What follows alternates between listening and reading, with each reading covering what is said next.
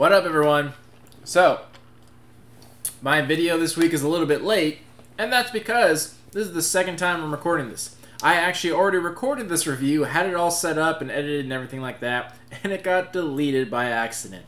And there is no worse feeling than deleting your hard work and then having to do the same thing over again. So I had to re-record, which is what this is. So here is my much less enthused version of this recording. That being said, this video is all about the review of the world's smallest figures. This is by Super Impulse, and we're also going to talk about another company that does some small figures as well. But it's the review of this. Now, this company does a lot of different tiny figures. They do world's smallest, world's coolest. They have a bunch of different varieties, mostly based around toys of the 80s. So the action figure line they do, these ones are called micro action figures. They have 6 different series, and I'm pretty sure they came 3 at a time. And they have Ninja Turtles, Masters of the Universe, G.I. Joe, Transformers, Power Rangers, and then classic horror monsters. So there were 6 in total, and I think they came in sets of 3. But they're most of them are based on action figures of the 80s. And they also have a bunch of other stuff that are also based on toys of the 80s. Like I have some figures back here.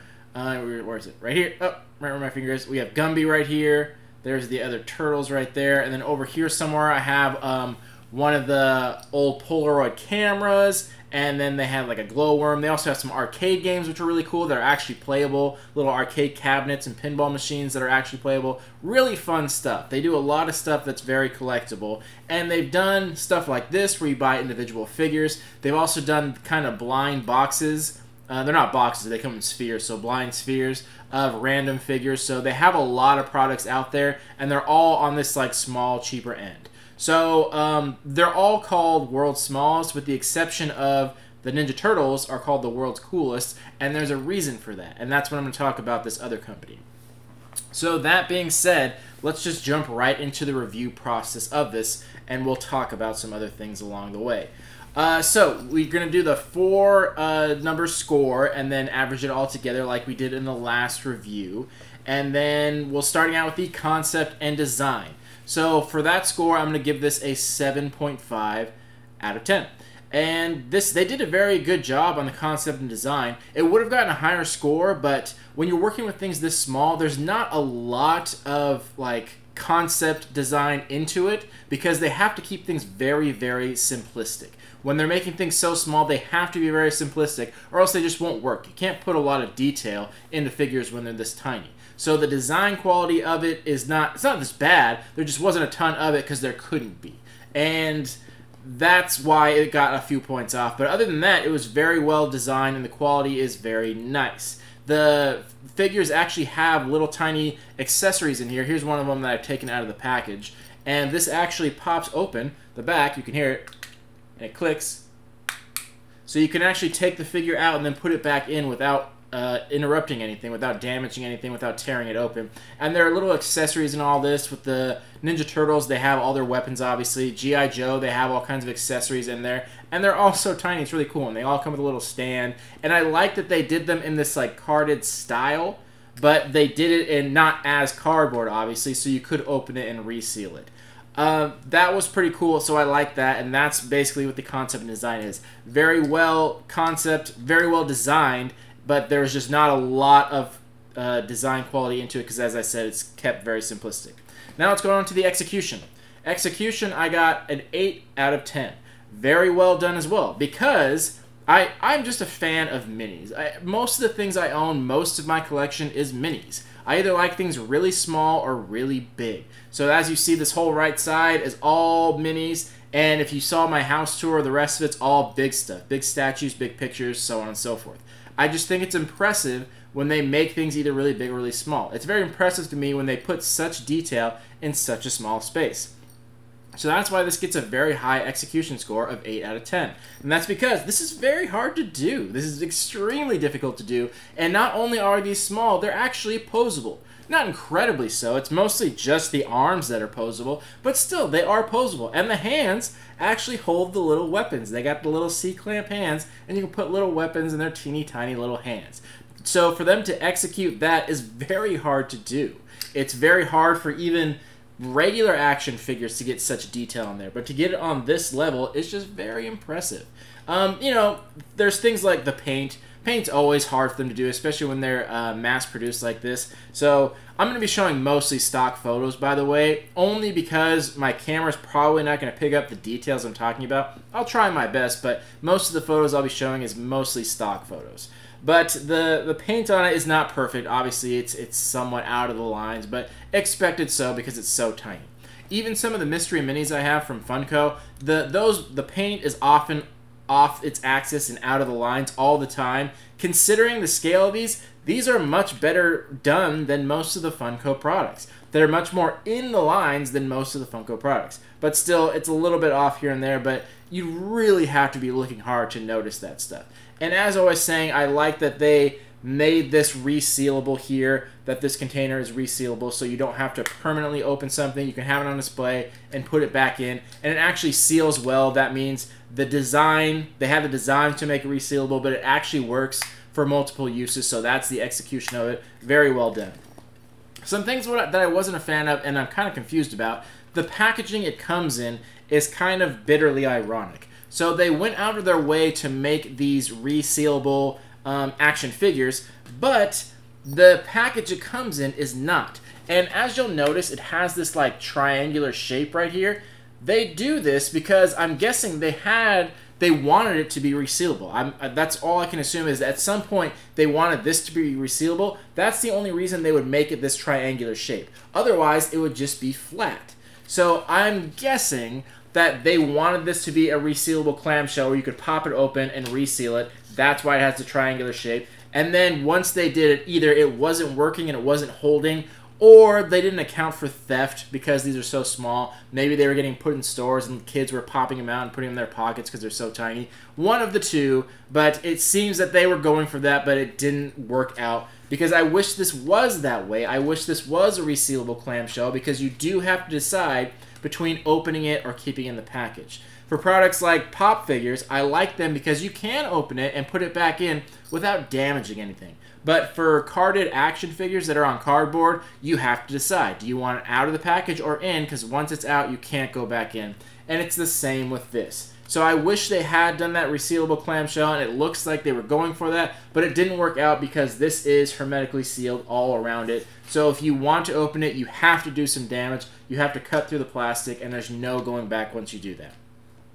Not a big deal because, as far as we know, these aren't worth a ton right now, so there are enough of them out there where you could get duplicates, and I did for some of them. I bought two, the one to keep in the package and one to keep out, just in case they do increase in value, but I do wish they were resealable packages. Some little minor things that they got some points deducted on, but still a very high score. Next, the price. This got an 8 out of 10. Very reasonably priced. These are all very cheap. They're all around the $5, $6 range if you buy them in the store. Again, it varies depending on where you get them. Something to note, I've seen pretty much all of these World's Smallest Figures in Target. That's where I've got most of them, except the Turtles. I've never seen them in Target. I have seen them in FYE, but at a much higher price. I think they charge like $8 or more because FYE jacks their prices up, which is really shitty, by the way, and I think they're going to go out of business at some point in the future because they're just charging too much, but separate side note.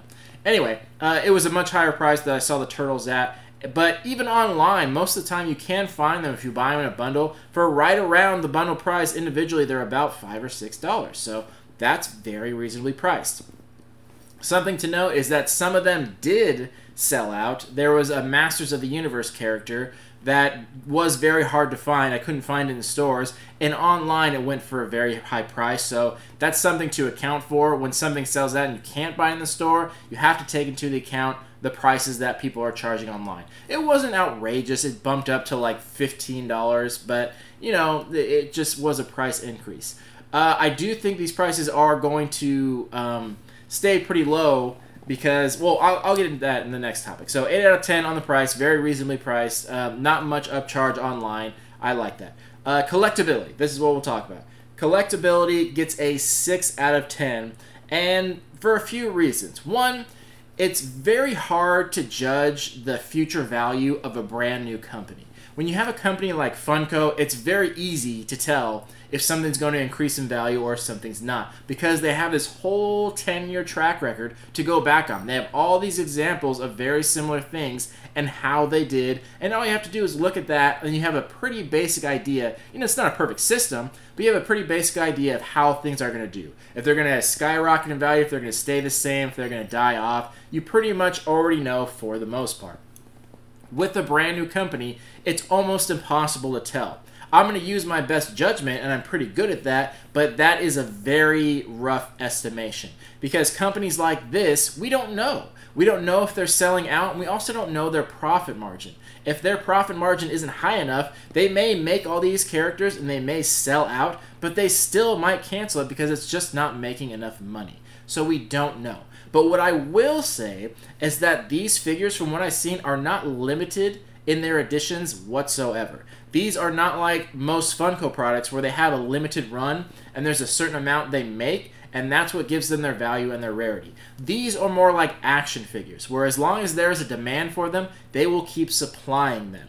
So if Target sells out of a certain action figure, they go to Hasbro and say, we sold out, we'd like to order more, and they just get more. It's usually not the case with Funko. With Funko, you have to order how many you want, especially if it's an exclusive, and you kind of have to predetermine as a business how much you want. You get that many, and you keep them until you sell out. These are keeping in supply.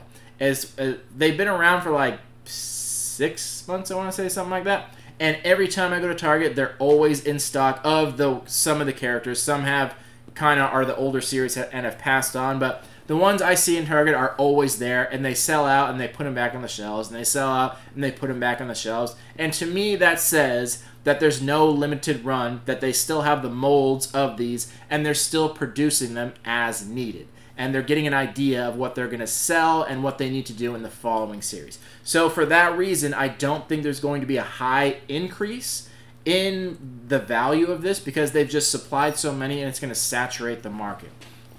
That being said, a lot of these figures are very collectible and are a very collectible series. One thing I had noticed is that, well, I'll get to that in a second, actually. So the series they have done are very popular, like Ninja Turtles, for example, and Masters of the Universe. Those are ones that are just very, very popular to this day. So for those reasons, they may increase in value a little bit once they're completely off the market, but I can't see it going crazy. So I do hope this company does do more. I'd like to see more from them. I hope they get more franchises. The point I was just going to touch on is the franchises it seems that they have, it seems like they're, for the most part, IDW properties. So as far as I know, Ninja Turtles, and then I believe, what's the other ones? G.I. Joe, I think Masters of the Universe. Anyway, there's a few of them that are all IDW properties, because they had a crossover comic. Transformers is also, by the way. They had a crossover comic back in the day that had all the IDW properties. A lot of them are from them. So I'm guessing they did a partnership with IDW, and that's how they got most of these properties. I'm hoping they don't strictly limit it to 80s toys. I hope they do branch out a little bit, because I'd love to see other properties.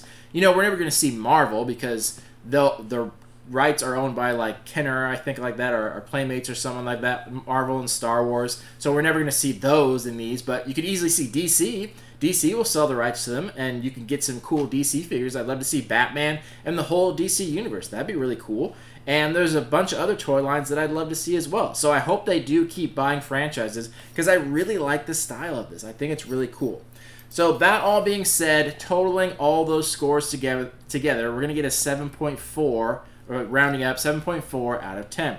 And that's pretty much what I'd give it overall. I really like them. I think they're very cool. They're very reasonably priced. The Ninja Turtles ones are keychains, by the way. And for $6 for your favorite character, like most keychains these days cost like $7 to $10 anyway, and they have no purpose.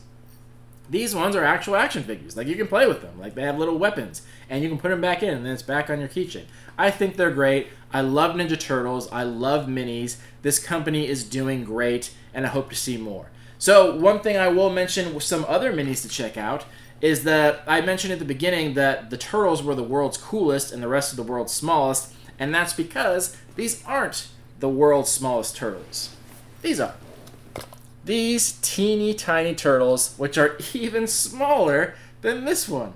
You'd think they couldn't get any smaller, and they did. This company is called Zuru, and they do collectible blind boxes. They did the ones of some like wacky, not wacky packages, Super Impulse did those, but they did ones of tiny like marketable packages of like food and beverages and things like that. And now they've gone on to toys, and they do these collector balls of 5 figures for like $6. Great deal, but I'm pretty sure that Super Impulse wanted to do the world's smallest turtles, but they didn't realize the rights had already been taken by this company, Zuru, because these are the world's smallest turtles, so I'm guessing they had to change it last minute to world's coolest. No big deal, but something I wanted to bring up, because this company, Zuru, is doing some great products as well. If you haven't checked them out, please do. And this is something that I wasn't going to do a separate video on, because they do so many different things. It'd be hard to do a review of them, because I wouldn't know what to focus on. So I thought I'd just bring them up in this. Something cool to check out, because I love the Ninja Turtles figures, and I love minis, and these are just absolutely adorable. I really like them. And we have some other figures here as well. We got a little, like, Robo Raptor, like, all kinds of cool stuff. And they're to scale, and I just think this is great. Super easy to display on a tiny shelf. So there's the other minis I wanted to talk about there. Yeah, that's pretty much it.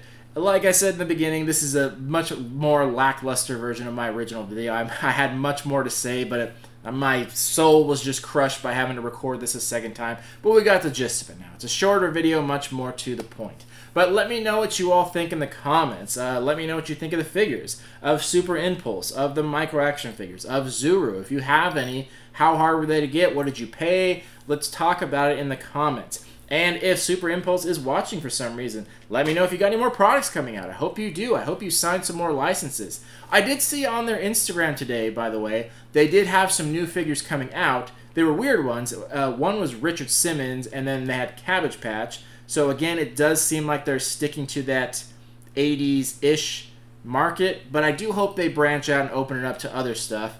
And I do hope they get some more properties and don't just stick to the 80s. Anyway, that's the review of that 7.4 out of 10 Super Impulse World's Smallest Action Figures. Let's talk about it in the comments. Other than that, thank you for watching and supporting. Love you all. Peace.